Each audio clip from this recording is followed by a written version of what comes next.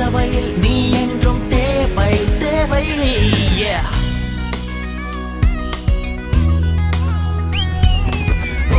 கிங்குடா கிங்குகளா கிங்குடா நம் வாழ்வில் ஒளியேற்றிய நம்ம ஈசண்டா. நீங்க சொன்னா நடக்கணும், சொன்னா பறக்கணும், எல்லோரின் குறை தீர்க்கும் என் நேசண்டா. உன் பண்பாலே பலகரங்கள் ஒன்று சேர்ந்தது, அவை ஒன்று சேர்ந்து வென்று நின்றது.